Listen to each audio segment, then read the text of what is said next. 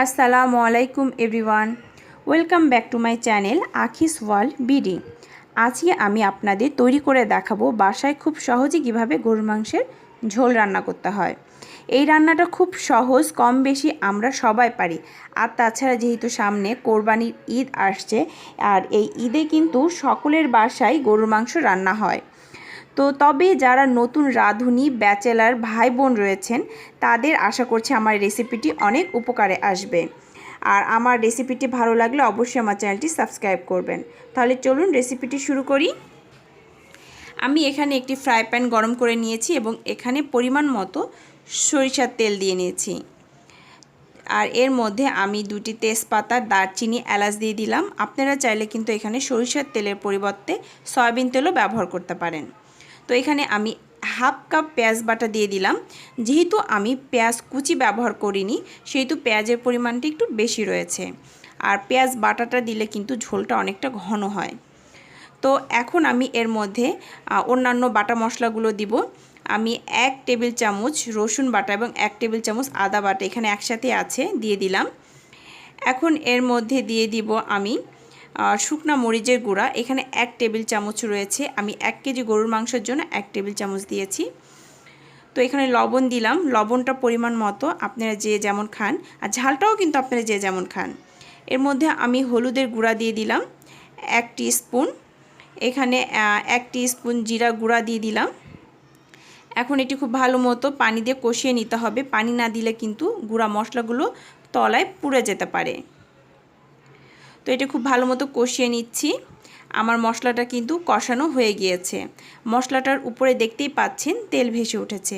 যখন তেল ভেসে উঠবে মশলার উপর, তখন বুঝতে হবে মশলাটি কষানো হয়ে গিয়েছে। এখন আমি এর মধ্যে আমার গরুর মাংস দিয়ে দিব। আমি গরুর মাংস ধুয়ে রেখেছিলাম এবং পানির মধ্যেই রেখেছিলাম। তো এখন পানির ভিতর থেকে গরুর মাংস তুলে আমি দিয়ে দিচ্ছি। আর এর মধ্যে আমি কয়েক টুকরা আলু দিয়েছি। আলুটা আমি এই পর্যায়ে দিয়েছি ঝোলটা আরও ঘন করার জন্য। আর গরুর মাংসের সাথে আলু দিলে হয় কি, আলুটা কিন্তু অনেকটা ঘেটে যায় গরুর মাংসের সাথে, এতে ঝোলটা কিন্তু অনেক নরম হয়, মানে ঘন হয় আর কি।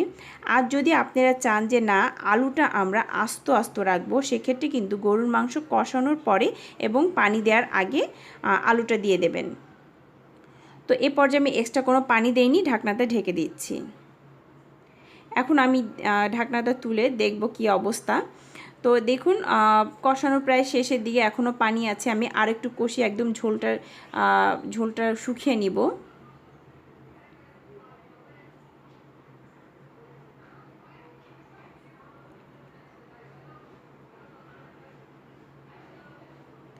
তো দেখুন আমার কিন্তু ঝোলটা শুকিয়ে গিয়েছে একদম।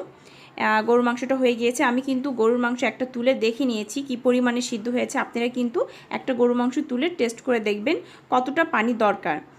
তো আমার যেহেতু গরুর মাংস একদম সিদ্ধ হয়ে গেছে, প্রায় সিদ্ধ একদম হয়ে গিয়েছে, সেহেতু আমি পানি খুব কম দিয়েছি, বেশি পানি দেইনি।